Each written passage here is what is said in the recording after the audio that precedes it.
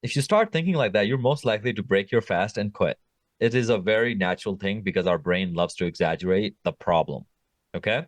But one thing that always helps me and puts a smile on my face is, have you ever wondered what successful people have that you don't? What are they doing that you might not be doing? How are they so fit, toned, and healthy while you're not? You ever wondered what you might be missing? Hi, my name is Moe Gaius. Essentially, I'm a kid who's obsessed with winning and sharing the lessons with you because growing up, I wish I had someone like me to help me out. On the Healthy Systems podcast, you will learn one main idea, system from each episode that you can use in your life, whether that is financial, relationships, fitness, and wellness. So if you're a millennial, you're hyper ambitious, this podcast is for you because the more systematic your life is, the more you can win and not waste time. So join me on your journey to building a life of healthy systems for yourself. Hello. Welcome to Healthy Systems Podcast. I'm your host, Coach Moe. Today's episode, I'm really excited about. And the episode's title is How to Avoid the Overwhelm and Crush All Your Goals with This One Hack. And I think you guys are going to love this one hack because it's going to help you in every area of your life. So recently, actually a couple months ago, I was talking to one of my friends. We were flying to Nashville, Tennessee. And in the plane, he was next to me and he's former Army. And he was looking at me and we were talking and he goes, Mo, I remember one thing that got me through military training, the base camp, the boot camp. And I was like, what was it? He goes, dude, it's really hard. It was 6 months and I couldn't talk to any of my family members and they just put us through really hard exercises and it's just tough. And he goes, what got me through it, and a lot of my buddies ended up quitting, but he's like, what got me through it is the only thing I would think about is getting to the lunch. Think about that, right? So everybody else is thinking about the training is 6 months long. You're only on day 15 and it's hard as hell. You're sore. You're feeling tired. You haven't slept enough. Can't talk to your girlfriend. Can't talk to any of your family members. So everybody else who quit, they're only thinking about, oh man, I still have 5.5 months to go. Versus my buddy Ryan, he's only thinking about getting to lunch. And then once lunchtime passes, he gets to have a little nap. And then he actually starts the training again. Then he looks forward to the dinner time and then he goes to bed. So he's only thinking about the next one meal, right? The healthy system is basically that. This is very relevant even to me today at this very moment. Today, at the time of this recording, I'm practicing Ramadan. I'm fasting. Today is day 2. And every Ramadan, mashallah, in the last several years, I've been able to like fast all 30 days. And inshallah, I will this year too. And generally what happens is, especially in the early days, is imagine you're on day 2, you're 4 or 5 hours into the fast, it's 11 a.m., 12 p.m. You're getting hungry, you're getting thirsty. And all you have to like you're sleep deprived because you haven't slept enough and all you're thinking about, oh man, I still have 28 days to go. If you start thinking like that, you're most likely to break your fast and quit. It is a very natural thing because our brain loves to exaggerate the problem. Okay. But one thing that always helps me and puts a smile on my face is thinking about, hey, forget about the next 28 days. They don't even matter. They're not even here yet. Let's just get to dinner tonight. Let's just get to iftar tonight. And it's the same mentality of one more day, one more meal, one more rep, right? One rep at a time, one set at a time, one meal at a time, one day at a time. Please start thinking that way, especially if you're somebody that tends to get overwhelmed. I'll give you a couple more examples to really drive this home. One time in college, I was 21 years old and I've never really ran before for training. I've always worked out, strength training, etc. I've done cardio, but only for, fitness purposes. I've never really been into running. And that might change in the future because I do see a lot of benefits of running, even for strength training. And I signed up for a 10-mile race. So in our city in college, there was always a 10-mile race in August. That year, it was my last year in college. I decided to sign up for it. And I was like, okay, I signed up for it about 4 weeks prior. And at that point, I was working out. I would go to the gym, but I was not really training for a 10-mile race at all. So I remember 2 weeks prior, I went to the recreation center, the gym, got on the treadmill. I barely ran for like 4 minutes. And I was like, I don't want to do this. So I ended up like not really training for that race at all. And then came the race day. Now Mo had to run a 10-mile race.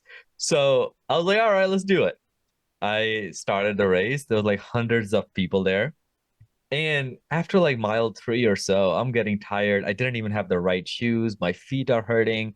I remember after that race, I had plantar fasciitis for like 7 days. It was so painful, but I kept running. I wasn't gonna quit. And I remember halfway through the race, it was just hard. So I made a game with myself where I was like, hey, forget the 10 mile. Let's just get to that next tree over there. Let's just get to the next stop sign. And I remember I played that game with myself the whole time. I wasn't worried about the end of that race. I was just getting to the next stop sign. I would look at my point of view and I was like, okay, I see that tree over there. That's the next tree I have to get to. And I would just do that over and over. And I would get to the tree and then I would go for the next one and then the next one. And then I remember towards the end of that race, there was a girl next to me and she was like at the same pace. She was really struggling. And I looked at her and I was like, hey, we got this. Let's go. Like, let's just aim for that little tree over there. She kept going. And at the end of that race, we like split ways because there were a couple of different roads leading to the destination. She came up to me, she gave me a big hug, and she goes, hey, because of you, I did it. She's like, towards those last 3 miles were just really difficult. And when you told me to just aim for those trees or that stop sign, I kept doing it for the rest of the race and it made it easier. That was the power of one more. Last example I have for you, last July, actually, I climbed a mountain. It was a 14er, Mount Shasta in Northern California. One of the toughest climbs of my life, full of snow. So imagine you're climbing this mountain for 15 hours and you're just knee deep in snow. It was just hard. Like, talk about hard, just high incline. So, you know how, like, when we go to the gym, we get on the treadmill, we walk on the incline, of 11 or 12 for 3.2 miles an hour. We do that for 20 minutes and we're sweating. Imagine doing that for 15 hours. Super difficult. And so we're going up, and we'd already been climbing for about 9 hours at that point. And I look to my right, and my friend who's like climbing with me, she's just tired, right? At this point, your legs are cramping, you're just dehydrated. And even though we had supplies with us, it's just tough. It's cold out, it's miserable. The wind is just hitting you. And she was thinking about the wrong way, which was she was like, Mo, we still have 6 more hours of climbing, and then we have to come back at the same trail to get back to the cars. She's like, I don't think I have it in me. And this girl, she had done a lot of climbs before, like, but this time it was getting to her. It was hard. And then I look at her and then she's having a panic attack. She's like, Mo, I'm having a panic attack. So we sat down. We took our like 5, 10 minutes. She started feeling better. I was like, Emily, look at me. See that little ridge over there?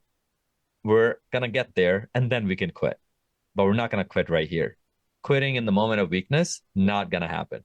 So let's just get up there. Let's just go for that. I was like, you think like, I was like, a climber like you, I think you can get me up there. Like, it's only like 100 feet from here. Let's just go. Forget the rest of the mountain. Forget coming back. Let's just get up there. All of our friends are hanging up there. They're taking a nap. They've already been there. Let's just go up there. We'll just sit there.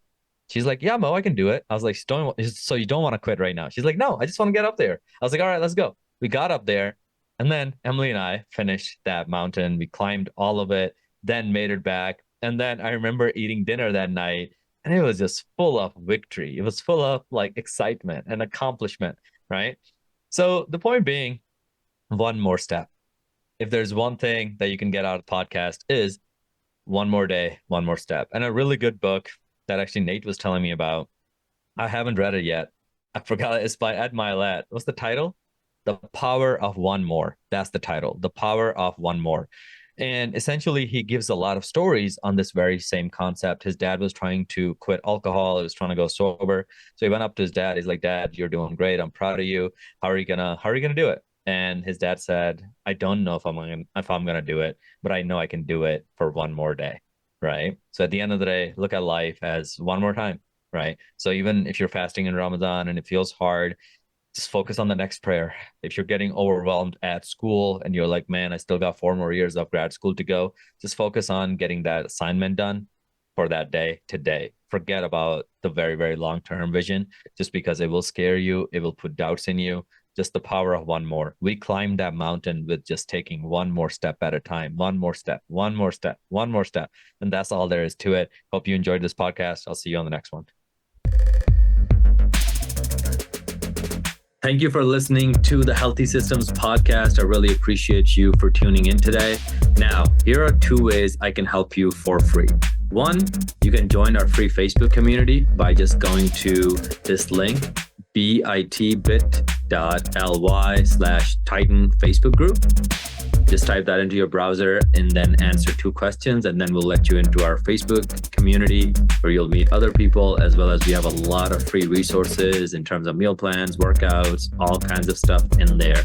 Second way I can help you for free is if you follow me on Instagram at Moe Gaius, MOE, G as in George, H as in horse, I as in India, A as in apple, S as in Sam. Follow me there and then shoot me a message with the word Healthy Systems, and then I'll be sure to send you a free gift. Other than that, keep listening in, and I really appreciate you.